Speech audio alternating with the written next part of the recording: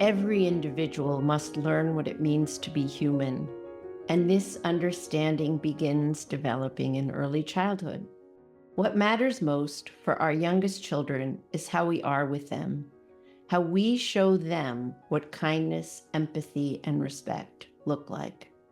They are following their leaders. Welcome to the Leading for Children podcast. We're excited you're here with us today as we explore what it means to put humanity first, to engage in a movement about prioritizing connection as a means to strengthen community. I'm Judy Jablon, founder and strategic advisor for Leading for Children. Joining me in this conversation is LFC's executive director, Nichole Parks. Nichole, I would love for you to say hi and introduce our guests. Thanks, Judy. Hi, everyone that's listening, and hi to our special guests. So today we have with us Kyson Bunthuwong. We have with us today Vivian Matalon and our producer extraordinaire, Julia Connolly. With that, I will invite you, Kyson, to say hello to our audience. Hello out there, whoever is listening, friendly folks, humble ears. I'm Kyson, as mentioned. I am based in Oakland, California. I am someone who's been in nonprofit for many years and have followed my career to working with Leading for Children. So I'm so humbled to be a part of this conversation. And very quickly as well, I'm also in the fundraising space and trying to resource communities to do this important work. So I know how much not only moving dollars matter, but moving kindness and empathy and respect and everything we'll be talking about today. So wonderful to be here. Thank you, Kyson. Vivian, would you like to say hello to our audience that's listening? I would love to. Thank you. Hello, everyone who's listening and everyone who's here today. I'm very honored to be here among such an incredible group. My name is Vivian Matalon. I have for many years worked in marketing, advertisement in the role of client services. I also have been a caregiver for family members in the last 4 years, which has kind of led me down a different path, but is very similar as it relates to the things that I focus on now, which is really holding people together and ensuring that everyone's getting what they need to do and accomplish whatever it is that their particular role requires, whether that's, again, a family member or the teams that I use to manage in my professional life. So I'm excited to be here because I feel like kindness is probably the key to everything. Thank you, Vivian. Julia, would you like to say hello? Thanks, Nichole, Vivian. I'm Julia Connolly, and I am Leading for Children's Development and Communications Associate and the producer of this podcast. And you might know my voice from several episodes before. I am really looking forward to being in conversation today with you all. So, our conversation today is about seeing kindness as a strength.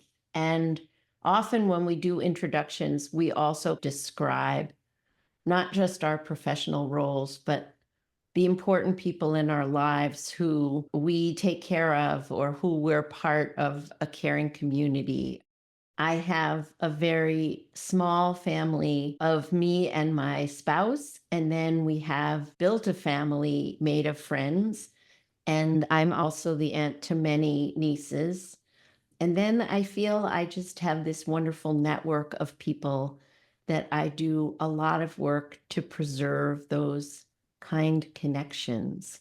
Can I pass it to you, Nichole, to list some of the humans in your life and how you are wearing many hats? Sure, Judy, thank you. So I am a mother of 3 adult children and then a teenager. So that's fun. I am a grandmother of 5 of the greatest children in the world. I am a sister.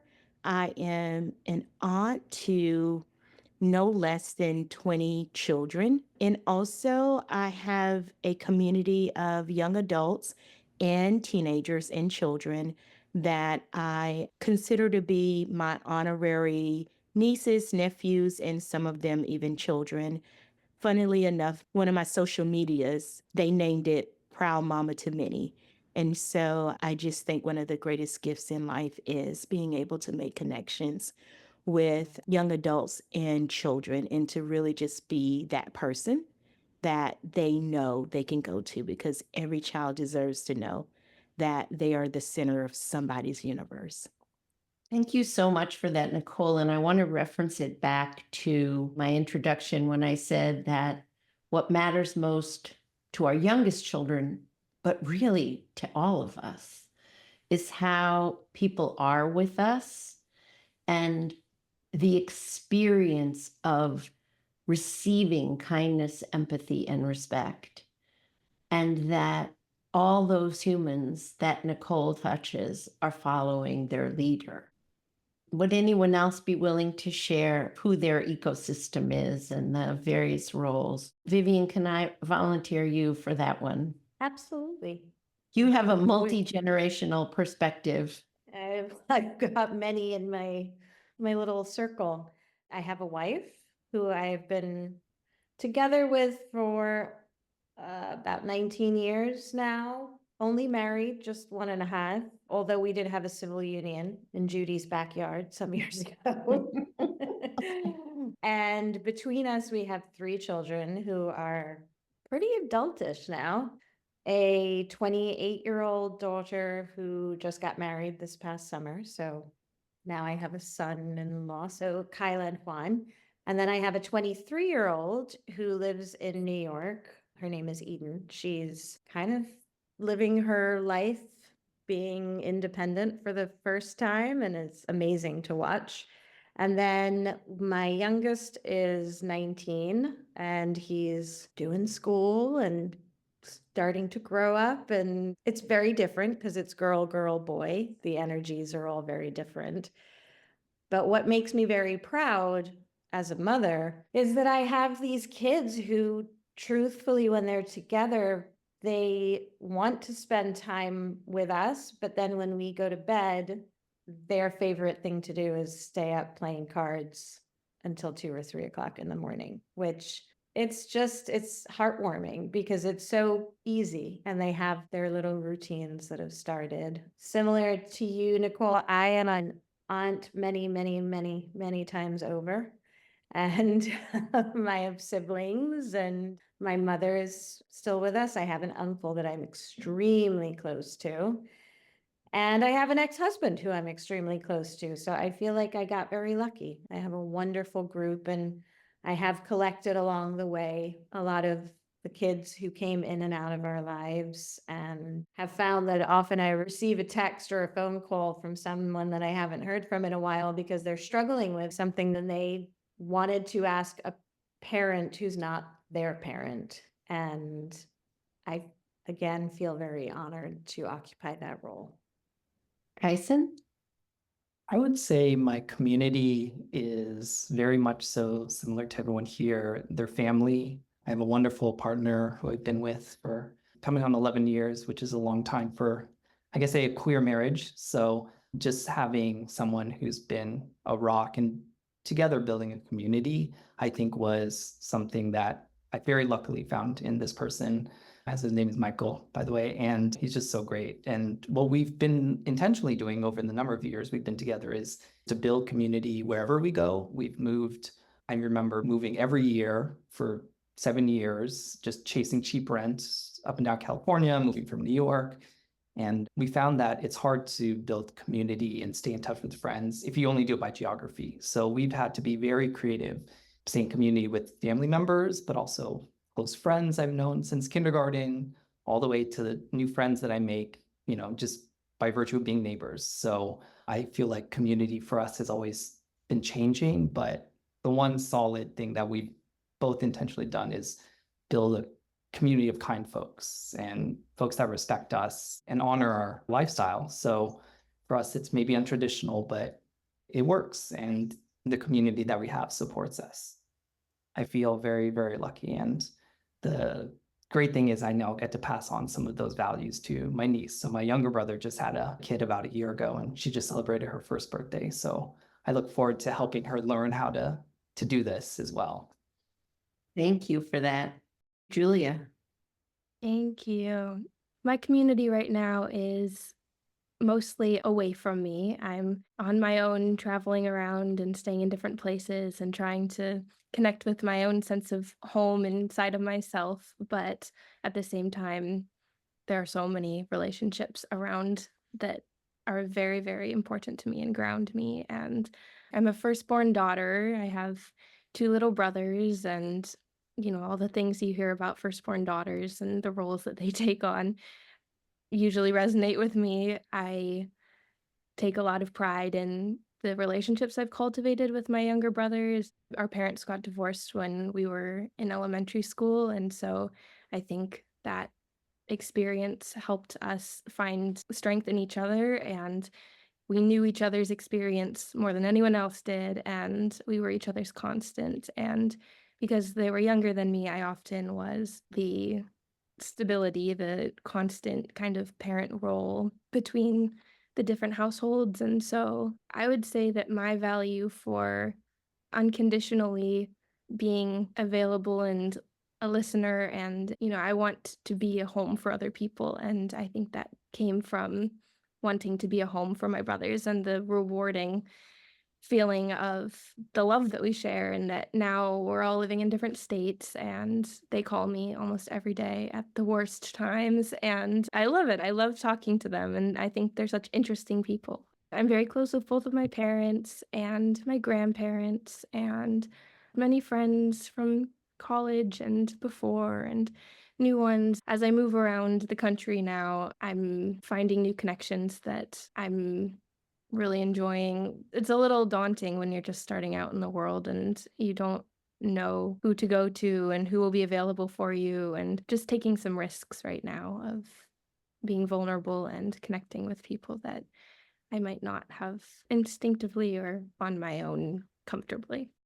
Thank you all for sharing. I think context is always so important, and we represent many different generations. We represent very diverse backgrounds. And then there were some common themes. There was the common theme of intentionally building and the resilience that comes from making choices that give you that sense of whole, because being able to be an advocate of humanity and being able to demonstrate kindness comes from a place of at least some element of wholeness. Julia used the word home, finding home inside yourself. And I think that's so beautiful, because when we have built our ecosystem, our community, we have to first feel like we have something to contribute to that community, and that's that home feeling. So let's explore this idea that kindness, leading with kindness and seeing kindness as a strength, gives us fortitude, resilience, power. And so the first question that we'll put out for reflection and conversation is, in your experience, what has been the role of kindness, empathy, and respect in shaping the world that you live in? I actually have a story I would love to share. I think it's actually quite apropos. About a year and a half ago, I was sent this video that ended up going pretty viral. And it was Governor Pritzker of Illinois. He was doing a commencement speech at Northwestern. And one of the pieces of his speech, the theme was around kindness. And if you're looking for the smartest person in the room, it's generally speaking going to be the kindest person in the room. And his reasoning for that was actually more scientific almost than it was anything else. But he was saying that generally speaking, as humans, we have a normal sense of xenophobia. If we see something in someone that we don't fully understand, they're not like us. And so there are people who will just respond to that piece of them. But the people who are kind, who move forward and through that, are more developed. And they have recognized that this is something that you can have a feeling about without having to act on it, and that it's not something that our cognitive mind needs to focus on. It is something that we can then recognize and put behind us. But when you're dealing with people who are just bullies or intent on sounding the smartest or being the loudest, they're not moving through anything. They've come into any conversation with an agenda, and that's all they're going to focus on. And I think that looking at kindness as also an indicator of intelligence was really interesting. And it resonated so deeply with me, because there are people who are smart who are not kind. They are the opposite of kind. But the people who are smart and kind, they light up the room and they progress the world and they pay it forward in so many ways. And I think that if we could live recognizing kindness as this sign of intelligence and strength and calm and thoughtful responses, as opposed to, as you said earlier, Judy, this sense of weakness almost. And I've heard a couple of men that I've known in the past who are very big in business, and they'll talk about their sons as, I wish he wasn't so soft. He needs to be a jerk sometimes. And I like, why? Why does he have to be a jerk? People can take him seriously if he's really kind and nice to people, as long as he's doing what he's supposed to do. And just because you're kind doesn't mean you're a pushover. And just because you're kind, it doesn't mean you won't become irritated with someone or tell them off, because sometimes that is being kind. I have a puppy right now. Me being kind to her is putting her in the crate sometimes so she can calm down and go to sleep. She needs it. Thank you for that. What I loved about that is you're kind of hinting at kindness as a skill and something to be practiced. And it does take work a lot of the times to practice kindness, but the ones who do show up, they're showing up to do the work, right? They're showing up to put in the extra effort to be kind and not just neutral or negative. So for me, I think it's been modeled for me, for many different people within my family, within my community, even strangers. And that gives me the permission to do it and reciprocate and pass it on. And I think that chain effect is also something that I hold on to. Is we could be surrounded by hateful folks, but they can never fight up against kindness. Kindness will always win in my mind. And the more you do it, the easier it gets. And guess what? It's actually a positive feedback. You feel better. The folks on the other side feel better. And even beyond humanity, I think it goes to how we treat the earth, how we treat intangible things. If you ever talk to a plant, they grow faster. So however you can practice kindness in all forms is the only way we can move forward. And I truly believe, even though in this moment it is quite hard, in this post-election moment, the thing that gives me hope too is kindness will always win. Maybe not immediately, but in the long run. And that's the thing we have to push towards. I heard once that there's a very important distinction between nice and kind. And nice is about managing impressions, it's about checking a box, whereas kind is a more internal process. It's committing to seeing somebody's humanity and meeting them there and nurturing your relationship together. And I think a little more intention in the way that we speak about it, the way that we teach it, might be helpful, making it more of an essential human process. Like Kyson, you were saying, it's a skill we can teach. It encompasses being open-minded and empathy, and it's not just, I know the right sentence to say to be considered nice. It is about the relationship, your relationship to another person and humanity in general. Thank you for that, Julia. One of the ways that I think about kindness is the confidence of kindness. Not only can we cultivate the skill of kindness, is really recognizing that I don't diminish myself in any way because I am kind to someone, or if I am kind to the earth that we have the privilege to live on. it costs me something. It does cost me to be intentional. Sometimes it means humbling myself, but it never diminishes me. I can remember early on, and I've talked about this before, sitting in a library and reading about the life of George Washington Carver. And one of the things that he said was, you want to be able to treat the king and the pauper the same. And for me, I interpreted that as kindness, not fairness. Like, I want to be kind to people no matter who they are. And I've come to believe, and even said to my 13-year-old daughter yesterday when we were co-regulating, I said, the way somebody behave, it says something about them. The way that we respond says everything about us. And so I just think that there is a confidence in being able to be kind, especially when someone around you isn't necessarily kind to you. That's where you really see who you are. And are you confident enough to be yourself, or do you change to become like them? So I'm really thinking about the confidence of kindness.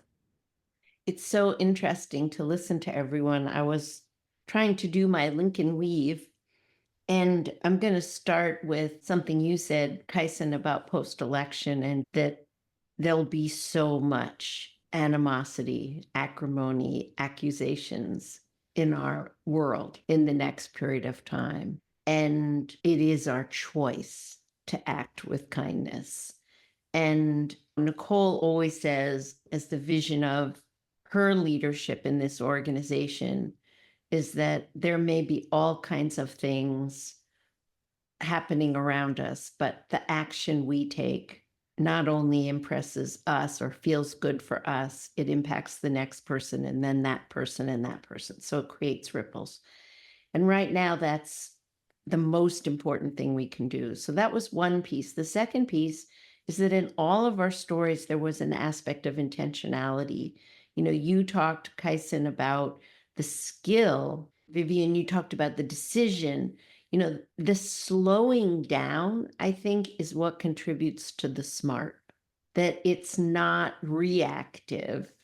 It's more decision oriented. It's more, this is how I want to do something. At least for me, that's where the smartness comes from.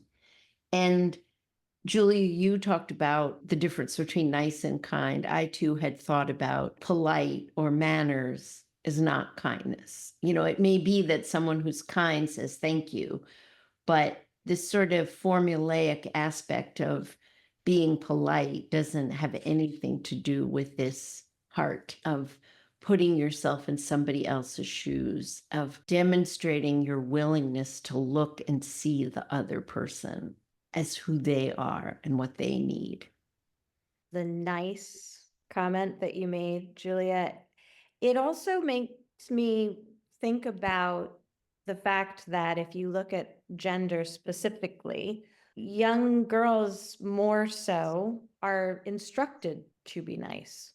So they are not encouraged to be kind. They are told they must be nice. Where I find the doubt that creeps in around kindness as a strength comes more from the male side of things, because I think that young men are often encouraged to be leaders, in quotes, or definitive, or quick decision makers, or, the strongest ones. And when we start to pull all of that apart, it does characterize kindness into a bucket that it doesn't belong in, A. And B, this idea that girls are sugar and spice and everything nice. I think we have to deconstruct that completely in order to really, really understand what's meant by leading with kindness. It's a very nuanced world we live in as it relates to these ways of being and these emotions. At Leading for Children, we happen to have a very amazing opportunity because we have a leader who leads with kindness and who's modeling that way of leading for all of us. And it is an extraordinary strength. Nichole, I was watching you nod as Vivian was talking, and I wonder if there was something you wanted to chime in. Thank you, Judy. What you were saying, Vivian, resonated with me.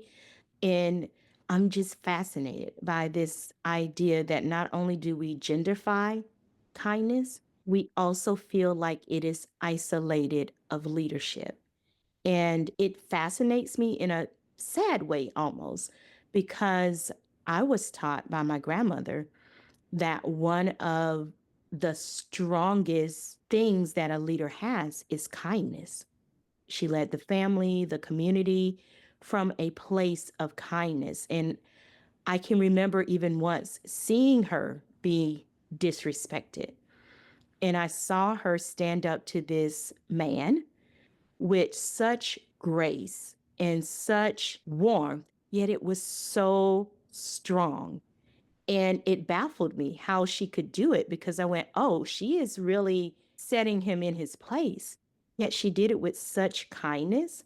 And when I see this phenomenon of young boys are taught to be strong and they're taught to be, tough and rough, and girls are taught to be kind and demure and nice. And I'm like, well, everybody can be both. I can be tough and I can be kind. And actually, I think that is the truest testament of strength, when you can be resilient enough and disciplined enough to be kind, especially in unkind moments. Thank you so much for that. Kyson, are you thinking you're ready? Lots is bubbling up for me. I think a lot about the systems and structures of the world and the ones that particularly reward unkind behavior, because we do know that happens and we do see that play out in micro ways all the time. But The election. the election. And with that, there has to be an unlearning or kind of a reframing for folks on what is the definition of success. And at the end of the day, if we're able to say kindness is the output or the feelings that everyone can share around kindness, I think that's a better approach for moving us forward and recreating a world that not only values that, but gets to practice it at the end of the day, like I mentioned before. So there has to be some way to remove the gender of kindness. There has to be ways in which we can practice it in a corporate workspace without feeling like it diminishes our ability to move up the ladder. There has to be so many different ways in which we break these things down across all our different environments to, like I said, redefine success for us. If the Surgeon General says that we have an epidemic of loneliness, and we know that feeling like you belong mitigates that loneliness, the only way to get there is through kindness. And that's sort of ironic given the culture of individualism and taking care of yourself. I don't know if this is apropos or not, but again, building on everything that Kyson and Nichole and Judy and Julie, everybody's saying, I was suddenly reminded of how many times I have experienced in a business world sense when people speak about, often men, unfortunately, it does seem to slant this way, but they'll talk about new business, for example, and you'll often hear things like, so-and-so is a beast at new business. He's killing it in new business. He is wrecking the competition. And even when you think about it that way, you're not speaking about somebody who is thinking strategically, who is weighing all of their options. It brings to mind this vision of a conquering hero, somebody who went in and took over a land. I don't think I ever thought about it when I was in those moments, but I don't think I've ever heard of a woman referred to as a beast or killing the competition or any of that. One of the things that I still think about, and Vivian, to your point, thinking about the language that we use, is almost like this glorification of. I feel language shows us our value. It shows us the things that we value by the words that we use. And again, I go back to the example that my grandmother gave me. She used to say to me, when you're really pressed, what's in you is really going to come out. Like you can pretend to be these certain ways, you can pretend to be kind, smart, committed, loyal, you can pretend all of these things. But when you really get pressed, what's in you is what's going to come out of you. And she said, it is a sign of insecurity when you're pressed and your first instinct is to destroy, conquer, bring into submission, or all the other things. Now, the way she would just say, if you're so scared, you try to keep everybody else down when you're pressed. And so I think that people think the opposite of kind is unkind. And I really think the opposite of kind is insecurity. Whoa. Very interesting. When you said language matters, it made me think about how, Vivian, when you were talking about women are taught to be nice, we're not really taught to be nice. We're taught to not cause problems. And I think that when you're trying to not cause problems, that doesn't mean there isn't stuff going on underneath. You're not being authentic. And then whatever bond you do build with people is superficial and very breakable. And this has come up recently in my life where I feel like my identity is around being kind or being nice or being agreeable. And so when I have an issue with something or my feelings get hurt, I'm afraid to say something because I don't want to create a rift. But there already is a rift, it's just quiet. And it's going to be resentment if I don't say it. And I think expanding the definition of kindness a little bit so it's not just avoiding conflict. I think conflict is human and it is necessary in the conversation. It strengthens relationships. And so being able to, out of kindness toward the relationship, say, this happened, it hurt my feelings, can we talk about it? That is kind. That is nurturing the relationship and making it less breakable.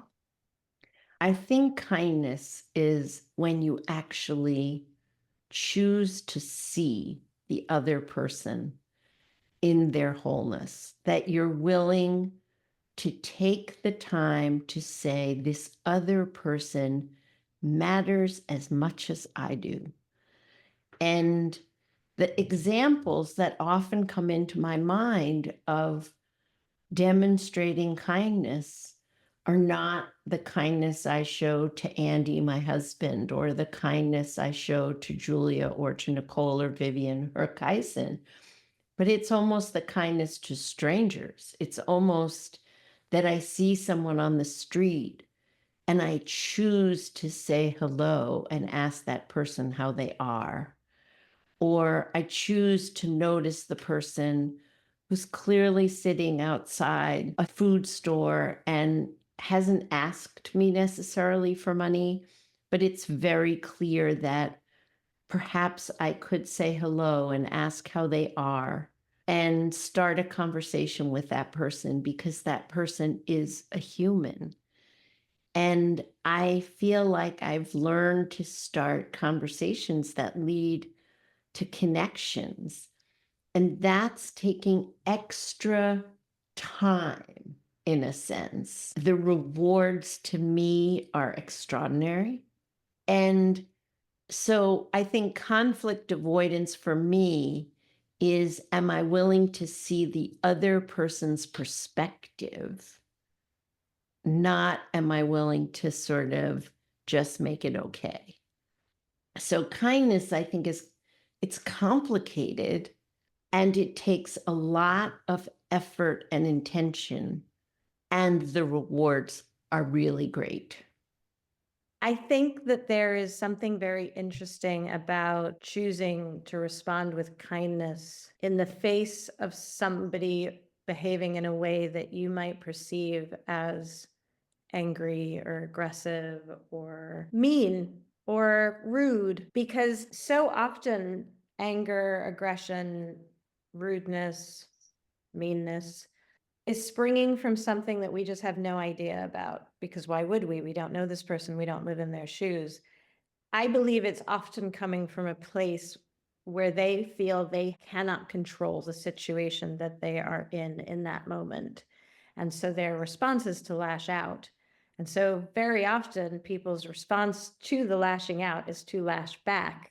When you have an experience of someone pausing and responding with kindness, the results can be extraordinary.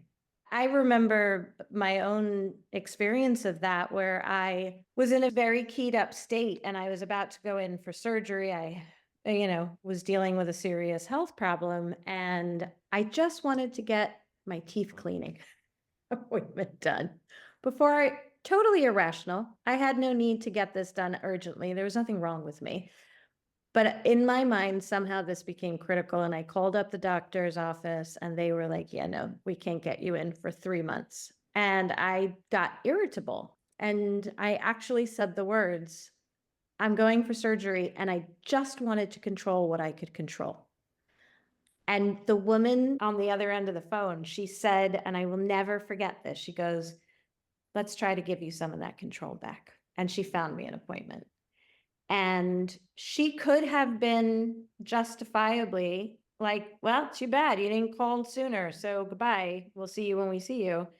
And she chose to understand that all of my irritation and frustration was to actually panic and feeling like I couldn't control my life at that time. But to this day, when I think about her response to me, I still tear up because it was so kind. Well, I think that your story and Nichole's concept about the opposite of kind is fear. And I think you said insecurity. And when you feel out of control, you're very insecure. And so those two pieces go really beautifully together. I think that vulnerability is really disarming too. And if you go to somebody and you are honest about being panicked about your health situation, your whatever it is, they can see that and receive that a whole lot more easily and then meet you there than if you are going to them and reacting to whatever's going on in your body. And when people have ideas about other groups of people and then they're met with anger, it almost proves them right. Like, yes, these are people I should be afraid of, or these are people who need to be contained, or whatever it might be. But at the end of the day, we're all just trying to get back to that common humanity piece. And someone's got to do it first, or it's never going to happen. Julia, your description, in a sense, is that the person who chooses vulnerability and honesty is also being kind, because they're giving the other person the possibility to be kind back. Mm-hmm. It's almost like giving that other person your trust for just a moment. And when someone trusts you, I think it's an honor and it's empowering, and you want to fulfill that for them. So it's a kind of kindness on both sides. And I don't know, I think there's a confidence that with it. Sometimes my siblings will say, people will say, she never gets upset. She never raises her voice. She never gets mad. And they're looking at each other like, yes, she does. You may not see it, or sometimes it doesn't come across as this loud, boisterous anger. But I am so aware when you talked about groups of people, I'm so aware of the myth of the angry Black woman, right?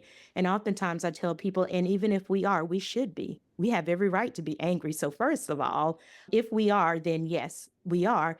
But most importantly, I'm like, I can say what I need to say and still carry my own dignity and my own grace and be true to who I am.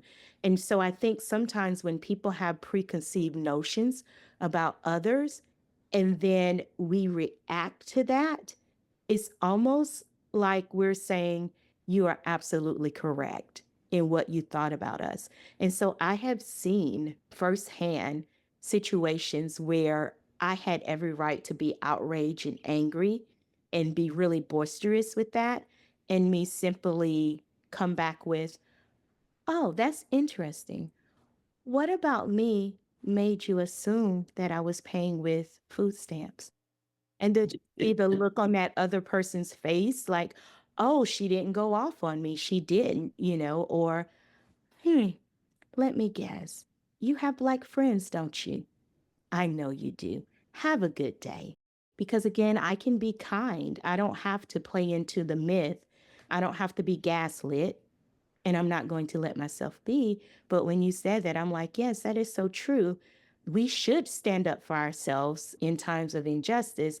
I think it's very important that we don't lose ourselves in the core of who we are and our kindness and our humanity when we do stand up for ourselves. So I want to be clear, I do believe in, and I think now is the time we definitely should stand up. However, I think that we can always stand up with kindness. Otherwise, we become like the people we're standing up to. I even noticed that people on the same quote unquote side turn on each other because you haven't said it exactly the right way or you missed this one piece. And I said to my friend yesterday, I think all of us are doing the very best that we can. We are taking in all the information that we are observing out in the world from all the various sources and reflecting it against our sense of what is morally good, our critical thinking skills, and we are trying to believe things that induce the least amount of suffering on the most amount of people. And we don't always agree about what the approach is, but we end up fighting over the wrong things and isolating from each other. And again, we're all in the boat of the least amount of human suffering. It's just fascinating to me how quickly people can get activated. And I think it's because they're hurt too. They're afraid and they're hurt. They're scared that they're going to be hurt and misunderstood. And so they react. Maybe our next conversation is about regulation and dysregulation and how hard it is to demonstrate kindness and humanity, access it when the going gets tough. And that so much of what got said here is that kindness is healing. In this conversation, I think we talked about kindness as a strength and where does kindness come from, and the antithesis of kindness is fear and out of controlness, and that kindness is different from being nice and having manners, and there's a lot of intention. Kyson offered us the idea that kindness is a skill. I'd like to go back and say that children deserve to learn kindness, empathy, and respect from us. And they don't learn it as a lesson on Thursday at 4:00. They learn it by watching all of us, the ecosystem of adults who care and educate them and who just surround them in the grocery store, in the public library, at the park. At Leading for Children, our approach to building strong communities for us and for our children starts with each one of us. As we practice kindness, we ripple it out to the next person and the next person, and it affects children. Thank you, Kyson, Vivian, and Julia, for a very wonderful conversation. Nichole, it's such a joy always to share space with you. Thanks to our community for being loyal Humanity First champions. We appreciate that you joined us for this conversation about kindness, empathy, and respect. We'd like to invite you to be part of our community if you aren't already. And I'm going to pass it to you, Julia, to let people know all the different ways that they can be members of the Leading for Children Humanity First community. Yes, I would love to invite everyone listening to subscribe to our newsletter, to follow us on our social medias. It's just Leading for Children on Instagram, Facebook, LinkedIn, YouTube. We have a podcast every month. We have national conversations every month. And thank you all for listening.